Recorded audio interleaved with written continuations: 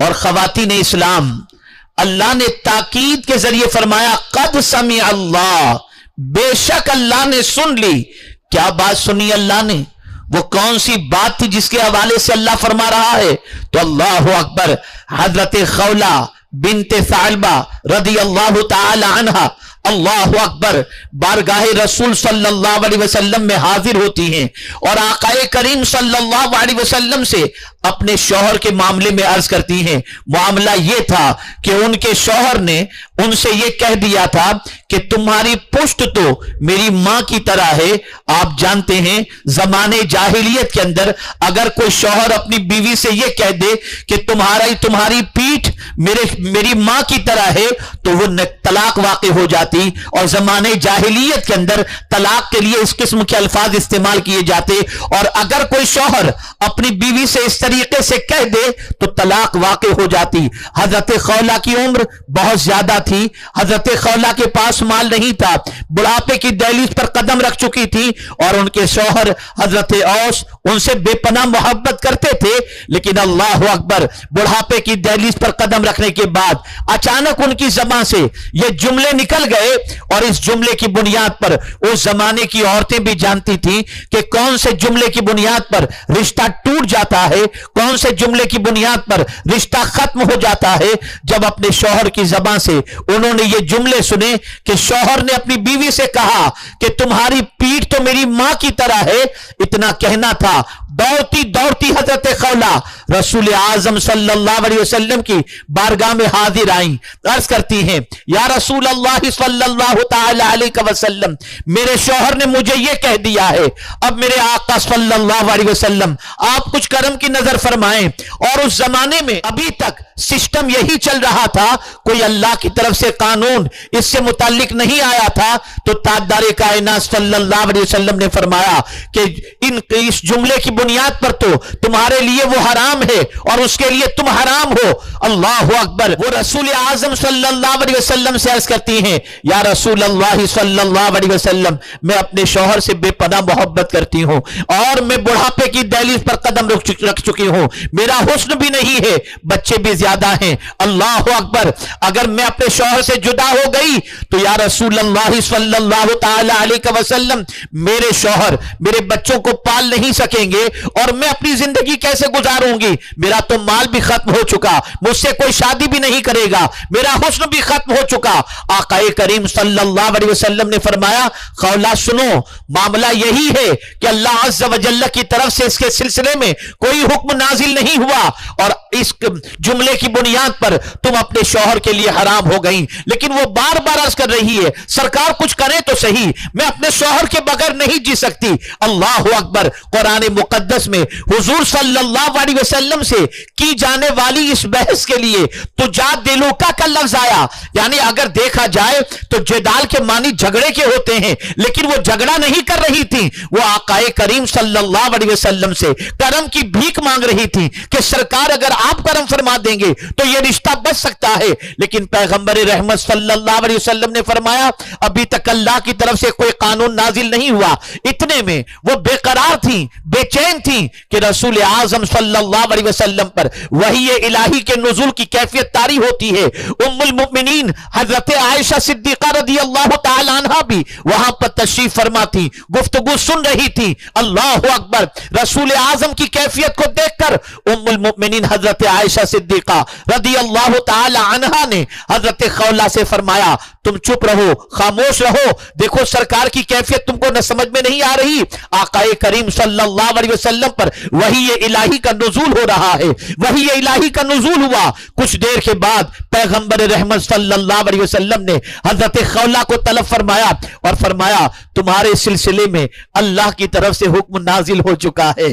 اللہ اکبر، رب قدیر ارشاد فرماتا ہے قد سمع اللہ قول التی تجادلک فی زوجہا، بے شک اللہ نے سن لی۔ حضرت خولہ رضی اللہ تعالی عنہ سے جب سرکار صلی اللہ علیہ وسلم نے اس طریقے سے فرمایا تو وہ آسمان کی طرف نگاہ اٹھا کر دیکھتی ہے، اے اللہ میری فریاد سن لے۔ بارگاہ سمدیت میں التجا کرتی ہیں، بارگاہ سمدیت کے اندر گریہ زاری کرتی ہیں۔ اللہ اکبر، تو رسول اعظم صلی اللہ علیہ وسلم پر وحی الہی کا نزول ہوتا ہے اور اللہ فرماتا ہے کہ بے شک اللہ نے سن لی کون سی بات؟ اے محبوب صلی اللہ علیہ وسلم، تمہارے ساتھ جو اپنے شوہر کے معاملے میں بات کر رہی ہے، اللہ عز و جل نے یہ بات سن لی اور اللہ نے اس کی فریاد بھی سن لی، اور بے شک اللہ سننے والا اور دیکھنے والا ہے۔ اللہ اکبر۔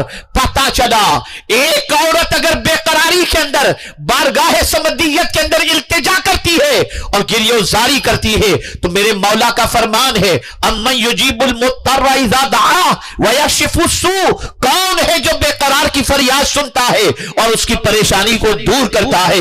وہ اللہ کی ذات ہے، وہ معبود برحق کی ذات ہے، وہ پالنہار حقیقی کی ذات ہے۔ اے خواتین اسلام، میں آپ سے گزارش کرنا چاہتا ہوں، مصائب آپ کے دروازے پر دستک دیں، پریشانیاں آپ کے دروازے پر دستک دیں، مصیبتیں آپ کے دروازے پر دستک دیں تو خاتون جنت کے نقش قدم پر چلتے ہوئے مصلی بچھا لو، اللہ کی بارگاہ میں فریاد کرو، آنسوؤں کا نذرانہ پیش کرو، باب اجابت سے تمہاری دعائیں ٹکرائیں گی اور مولا تم پر کرم کی بارشیں نازل فرما دے گا۔ اللہ اکبر۔ حضرت خولہ کی پریشانی کو اللہ نے دور فرما دی، اور میرے پیارے آقا صلی اللہ علیہ وسلم کے پیارے دیوانوں، تاریخ کے اندر ایسی بے شمار خواتین نظر آئیں گی جن کی بے قراری پر اللہ نے ایسا انعام نازل فرمایا کہ اس انعام کو قیامت تک کے لیے آدمی فراموش نہیں کر سکتا۔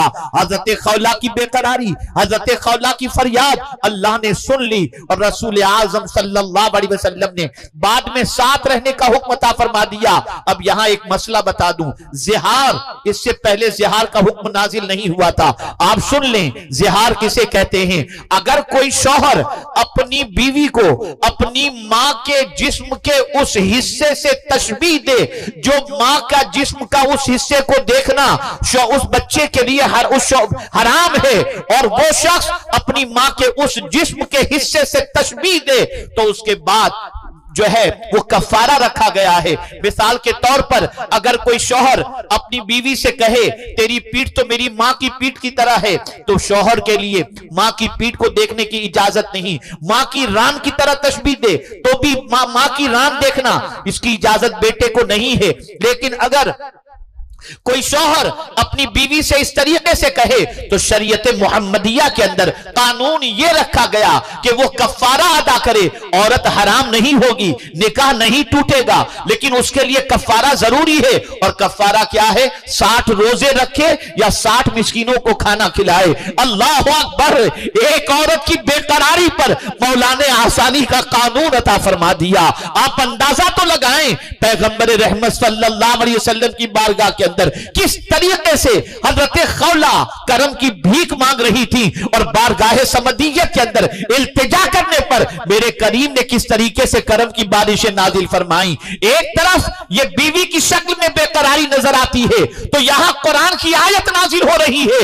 آپ جانتے ہیں خلیفۃ المسلمین امیر المؤمنین سیدنا فاروق اعظم رضی اللہ تعالیٰ عنہ کے دور پاک کے اندر فاروق اعظم کچھ لوگوں کے ساتھ تشریف لے جا رہے تھے، اور اسی دوران حضرت خولہ بھی آ گئی۔ اللہ اکبر۔ فاروق اعظم رک گئے، حضرت خولہ نے روکا امیر المؤمنین کو، اور اس کے بعد حضرت خولہ حضرت فاروق اعظم رضی اللہ تعالی عنہ کو نصیحت کرتی ہیں، عمر تمہارا نام پہلے عمیر تھا، اب تم امیر المؤمنین بن چکے ہو، عمر تم اللہ سے ڈرنا، ایک دن یقینی اللہ کی بارگاہ میں ایک دن یقیناً اللہ کی بارگاہ میں حاضر ہونا ہے، تو اللہ سے ہمیشہ ڈرتے رہو۔ کافی دیر تک حضرت خولہ نے امیر المؤمنین کو روک کر نصیحتیں فرمائیں، تو لوگوں نے کہا امیر المؤمنین اس بڑیا کی وجہ سے آپ اتنی دیر رکے ہوئے ہو جس نے آپ کو پریشان کر رکھا ہے، قربان جائیے۔ امیر المؤمنین کے جواب پر اپنے ساتھیوں سے فرماتے ہیں، خدا کی قسم اگر خولہ مجھے پوری رات کھڑی رکھتی تو میں پوری رات ان کی بات سنتا، اس لیے کہ یہ وہ عورت ہے جس کی بات کو میرے مولا نے آسمان پر سن لیا ہے۔ یہ حضرت خولہ کی ذات ہے، پالنہار حقیقی نے ان کی بات سنی۔ عمر کیسے ان کی بات نہیں سن سکتا؟ یہ اللہ کی برگزیدہ بندی تھی۔ پڑھو قرآن، پڑھو صحابیات کی زندگی، پڑھو اللہ کی برگزیدہ بندیوں کی زندگی۔ रात भर और दिन भर सिनेमा और सीरियल देखकर दिमाग भी नापाक हो चुका और कुरान से रिश्ता भी टूट चुका, नस्लें भी बर्बाद हो रही हैं और तुम खुद भी बर्बाद हो रही हो और तुम्हारी जिंदगी बिखरी हुई नजर आ रही है। बेकरारी के अंदर फरियाद अल्लाह से करो, पालनहारे हकीकी से करो, माबूदे बरहक से करो।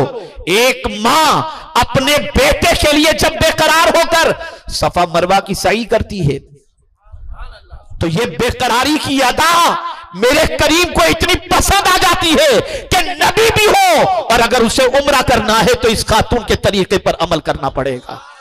बेकरारी, अल्लाह अकबर।